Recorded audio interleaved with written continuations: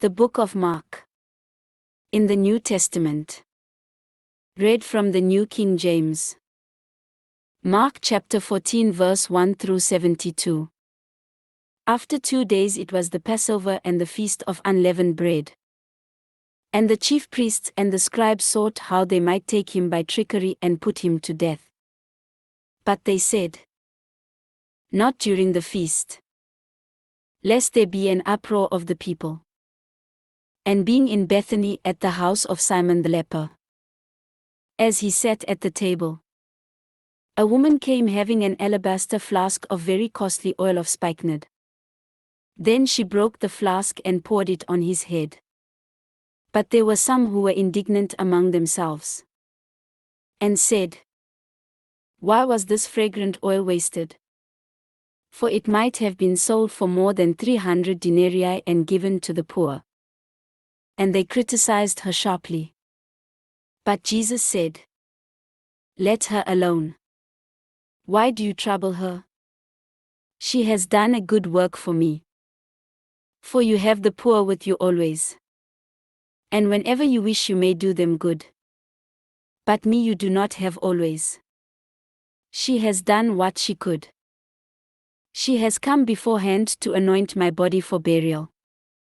Assuredly, I say to you, wherever this gospel is preached in the whole world, what this woman has done will also be told as a memorial to her."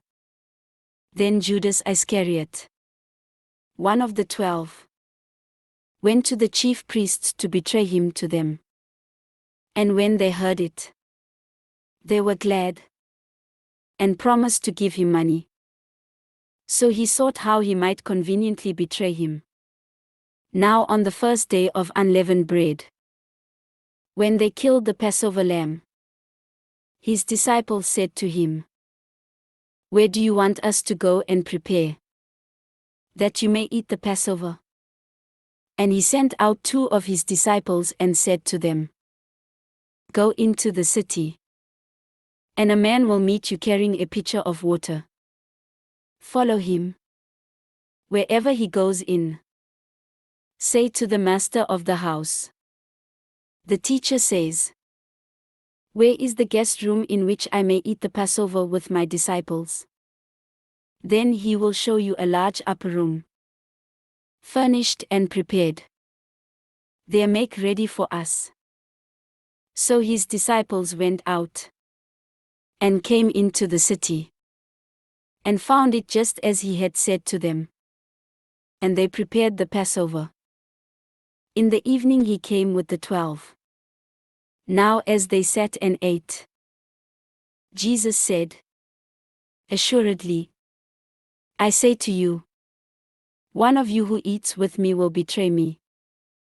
And they began to be sorrowful, and to say to him one by one, "Is it I?" And another said, "Is it I?"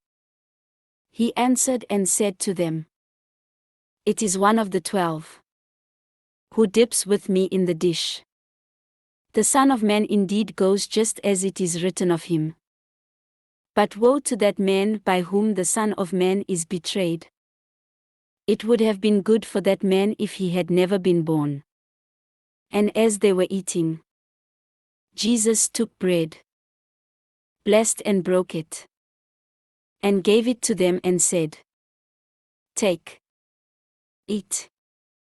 This is my body." Then he took the cup, and when he had given thanks he gave it to them. And they all drank from it. And he said to them, "This is my blood of the new covenant, which is shed for many.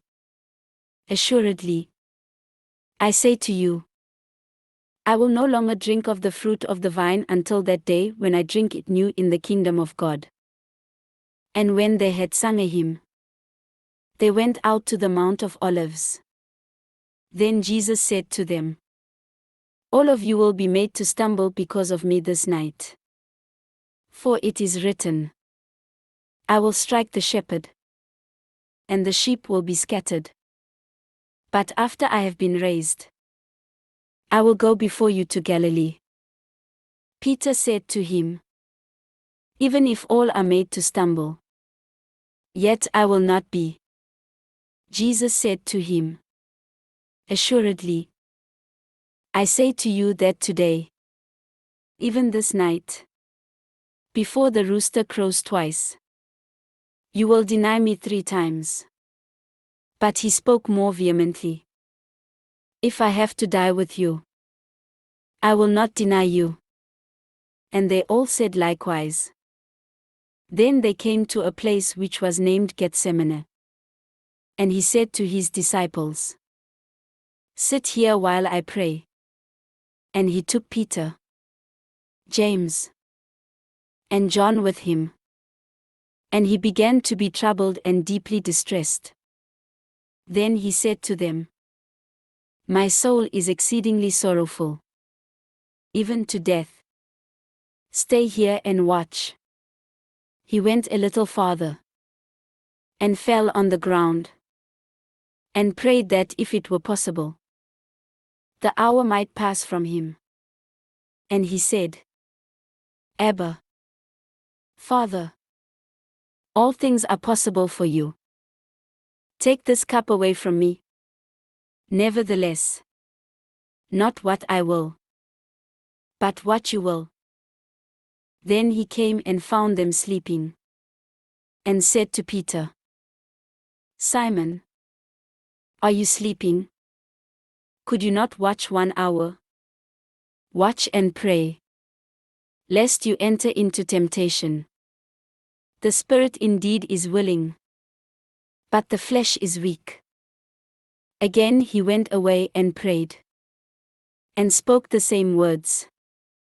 And when he returned, he found them asleep again, for their eyes were heavy, and they did not know what to answer him. Then he came the 3rd time and said to them, Are you still sleeping and resting? It is enough. The hour has come. Behold, the Son of Man is being betrayed into the hands of sinners. Rise. Let us be going. See, my betrayer is at hand. And immediately, while he was still speaking, Judas, one of the 12, with a great multitude with swords and clubs, came from the chief priests and the scribes and the elders. Now his betrayer had given them a signal, saying, Whomever I kiss, he is the one. Seize him and lead him away safely. As soon as he had come, immediately he went up to him and said to him, Rabbi, Rabbi, and kissed him. Then they laid their hands on him and took him. And one of those who stood by drew his sword and struck the servant of the high priest, and cut off his ear.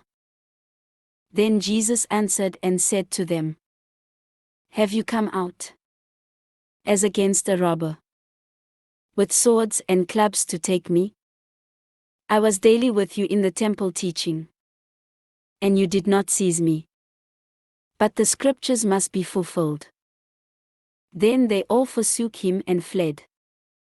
Now a certain young man followed him, having a linen cloth thrown around his naked body. And the young men laid hold of him. And he left the linen cloth and fled from them naked. And they led Jesus away to the high priest.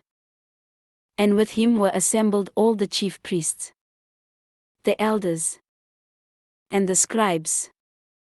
But Peter followed him at a distance, right into the courtyard of the high priest.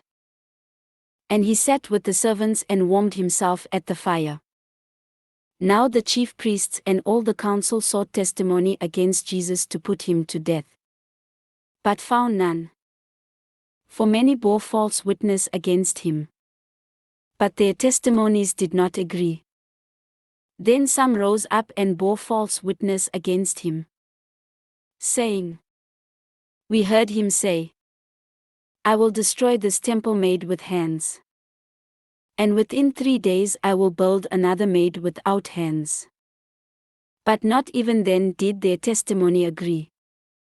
And the high priest stood up in the midst and asked Jesus, saying, "Do you answer nothing? What is it these men testify against you?" But he kept silent and answered nothing. Again the high priest asked him, saying to him, "Are you the Christ, the Son of the Blessed?" Jesus said, "I am. And you will see the Son of Man sitting at the right hand of the power, and coming with the clouds of heaven." Then the high priest tore his clothes and said, "What further need do we have of witnesses? You have heard the blasphemy. What do you think?" And they all condemned him to be deserving of death. Then some began to spit on him, and to blindfold him, and to beat him, and to say to him, "Prophesy."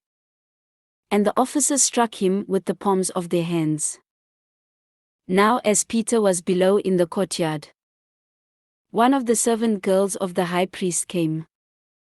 And when she saw Peter warming himself, she looked at him and said, "You also were with Jesus of Nazareth." But he denied it, saying, "I neither know nor understand what you are saying." And he went out on the porch. And a rooster crowed. And the servant girl saw him again, and began to say to those who stood by, "This is one of them." But he denied it again.